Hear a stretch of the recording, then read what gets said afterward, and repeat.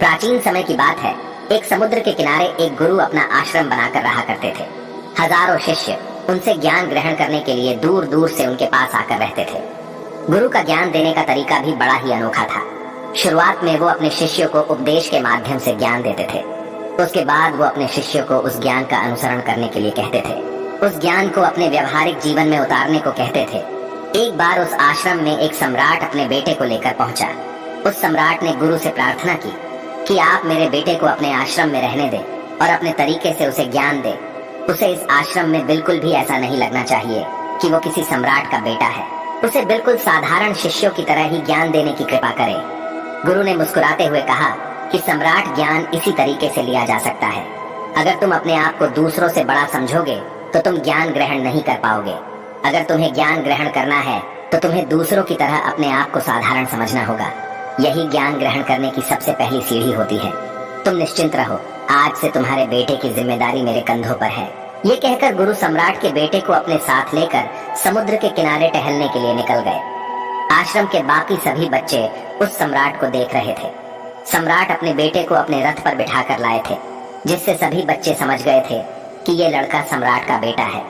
इसी वजह से आश्रम के सभी बच्चे सम्राट के बेटे की तरह आकर्षित हो गए थे। जब गुरु सम्राट के बेटे को लेकर समुद्र पर टहल रहे थे तो सम्राट का बेटा अचानक फूट फूट कर रोने लगा, क्योंकि अभी वह सिर्फ 10 वर्ष का था और 10 वर्ष की आयु में उसके पिता उसे अपने से दूर छोड़कर चले गए थे। ये सदमा वह बच्चा सहन नहीं कर पा रहा था।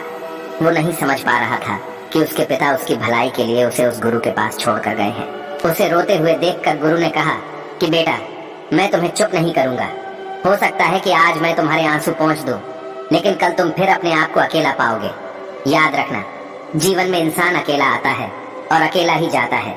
जितनी जल्दी जो इंसान इस बात को समझ लेता है वो उतनी ही जल्दी आत्मज्ञान के रास्ते पर निकल पड़ता है। गुरु ने अपनी बात आगे कहते हुए कहा कि जो इंसान अकेला रहना सीख लेता है वही खुद से प्यार कर पाता है, और जो खुद से प्यार करना जानता है वो किसी के भी जाने का अफसोस नहीं करता, क्योंकि वो खुद से ही प्यार करता है। धीरे धीरे तुम आश्रम के माहौल में ढल जाओगे। शुरुआत में तुम्हें समस्या आ सकती है, लेकिन कुछ दिनों के बाद तुम इसे आत्मसात कर लोगे। उसके बाद तुम्हें यही जगह बहुत अच्छी लगने लगेगी। ये जगह तुम्हें अपनी महल जैसी लगने लगेगी। संध्या का समय हो चुका था। समुद्र के दूसरे छोर पर सूरज छिपने लगा था और अपनी लालिमा पूरे आसमान में बिखेर रहा था। बड़ा ही सुंदर दृश्य था और गुरु शिष्य को अपने साथ लेकर आश्रम में वापस लौट आए।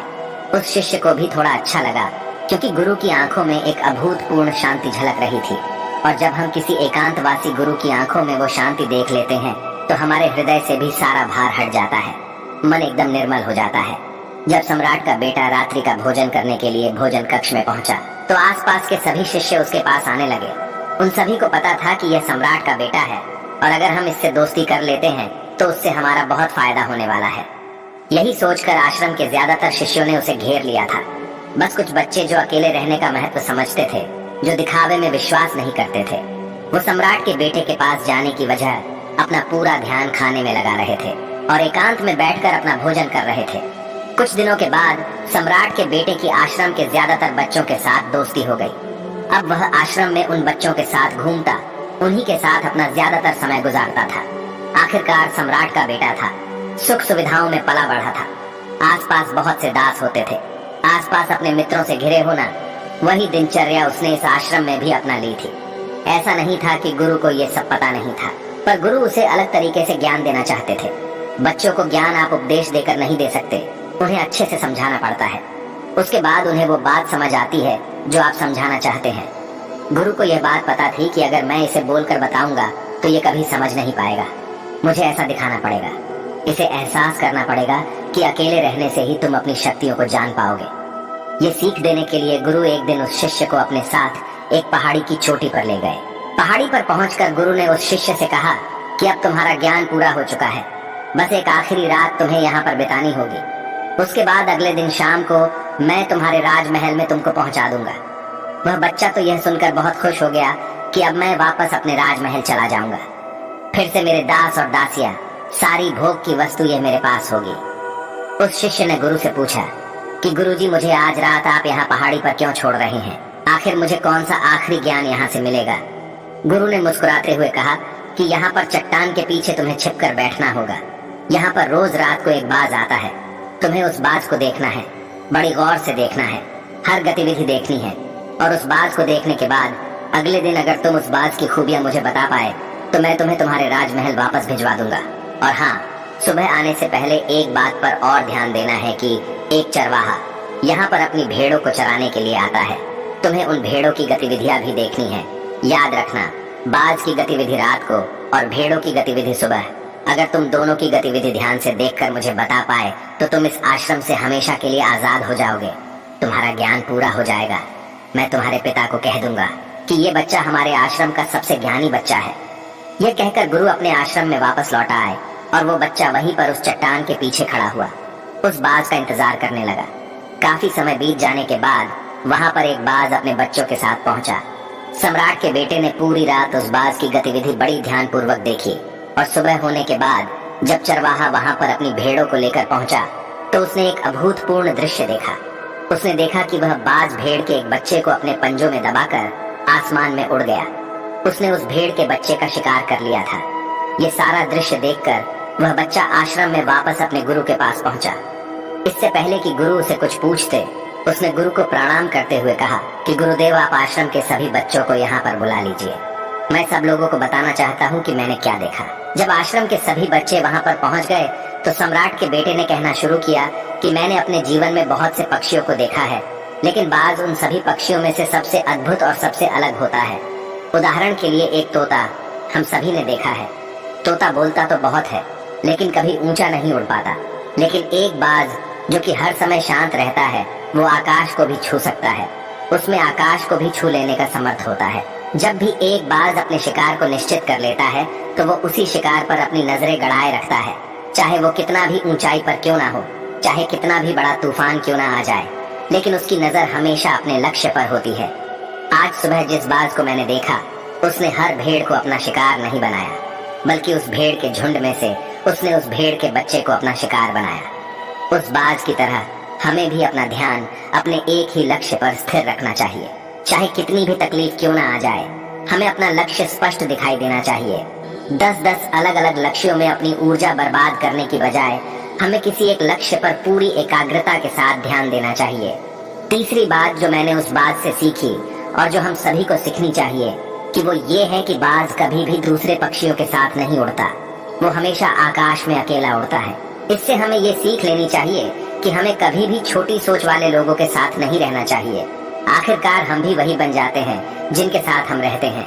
इसीलिए या तो बड़ी सोच वालों के साथ रहो या फिर अकेले रहो, क्योंकि जब हम अकेले रहते हैं तभी हम खुद की ताकत और खुद की कमजोरियों को जान पाते हैं।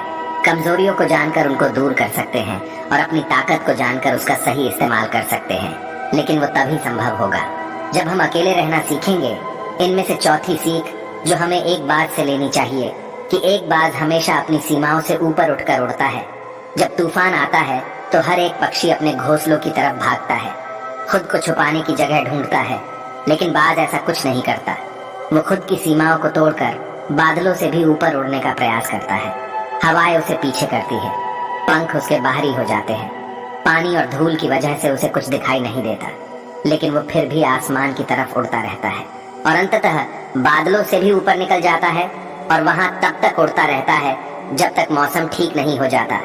अपनी सीमाओं को सिर्फ इसीलिए तोड़ पाता है क्योंकि वो समस्या के आने पर उससे घबराता नहीं है, उससे डर कर बचने का प्रयास नहीं करता, बल्कि एक सकारात्मक नजरिए के साथ उसका सामना करता है। जीवन में चाहे कितनी भी तकलीफें क्यों ना आ जाए, हमें उन तकलीफों से लड़ना चाहिए, न कि उनसे डर कर कहीं छुप कर बैठना चाहिए। बहादुर तो वो लोग होते हैं जो तूफानों से टकरा जाते हैं। कायर तो अपने घर में अपने घोंसले में अपनी जगह ढूंढ कर बैठ जाते हैं।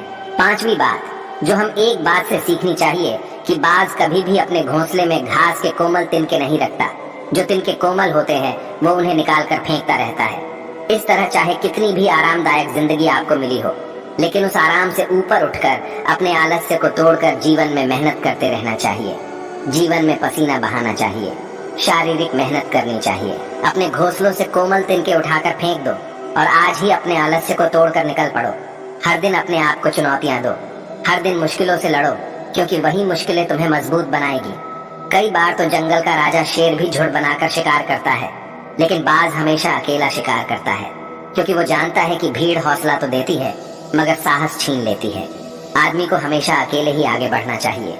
यही कारण होता है कि वो जल, थल और नभ सभी जगह पर अपने शिकार का परचम लहरा सकता है। बाज की उम्र लगभग 70 साल की होती है, लेकिन 40 साल में ही उसका शरीर बूढ़ा हो जाता है। नाखून उसके पैरों से टूटने लगते हैं, पंख उसके शरीर से चिपक जाते हैं, उसकी चोंच मुड़ जाती है, उसका शरीर भारी हो जाता है। ऐसी अवस्था में शिकार करना तो क्या उड़ने की भी हालत नहीं रहती। उसकी ऐसी हालत में उसके पास सिर्फ 2 विकल्प होते हैं।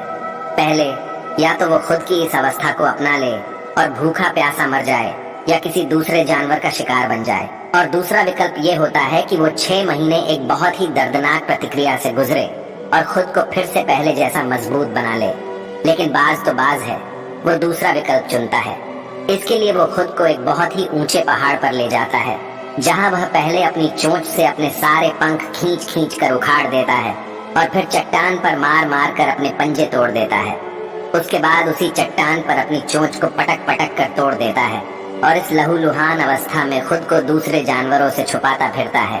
अगले 6 महीने तक वो इसी दर्दनाक प्रतिक्रिया से गुजरता है और इंतजार करता है नए चोंच, नए पंख और नए पंजों का। तब फिर वो अपनी नई जिंदगी शुरू करता है और निकल पड़ता है अपने शिकार पर और अगले 30 सालों तक फिर से राज करता है। इसलिए समय आने पर हमें भी अपनी पुरानी आदतों को छोड़ना पड़ता है और कुछ नया सीखना पड़ता है। समय के साथ बदलना पड़ता है, अपने आप को तैयार करना पड़ता है, वरना हमारा भी शिकार हो सकता है, हम भी पीछे रह सकते हैं। इसके बाद सम्राट के बेटे ने भेड़ों की विशेषताएं बताते हुए कहा कि भेड़ हमेशा झुंड में चलती है, उन्हें झुंड में एक साथ चलने से हिम्मत मिलती है, लेकिन जैसे ही उन पर शिकार होता है वैसे ही वो भेड़ इधर उधर हो जाती है और उस पूरी भीड़ में से एक भी भेड़ अपने साथी की मदद करने के लिए वापस नहीं लौटती। इससे हमें यह सीख मिलती है कि हमारे साथ कितने भी लोग हो, किसी पर भी यकीन नहीं करना चाहिए। यकीन करना है तो खुद पर करना, क्योंकि बुरा समय आने पर वो लोग कब इधर उधर हो जाएंगे आपको पता ही नहीं चलेगा। इसके बाद गुरु को प्रणाम करते हुए सम्राट के बेटे ने अपने गुरु से कहा कि गुरुदेव, अगर मुझसे कोई सीख रह गई हो तो कृपया करके आप बताने की कृपा करें। इसके बाद गुरु ने अपनी बात खत्म करते हुए कहा कि मैं आज रात सम्राट के बेटे को इसके राजमहल में छोड़ने के लिए जा रहा हूँ। इसकी सीख यहाँ पर पूरी हो गई है। और ये कहकर गुरु सम्राट के बेटे का हाथ पकड़कर राजमहल की तरफ रवाना हो गए और बाकी के सभी बच्चे उन्हें पीछे से जाते हुए देखते रहे। तो दोस्तों, मैं उम्मीद करता हूँ कि इस वीडियो से आपको बहुत कुछ सीखने को मिला होगा। तो फिर मिलते हैं अगले वीडियो में।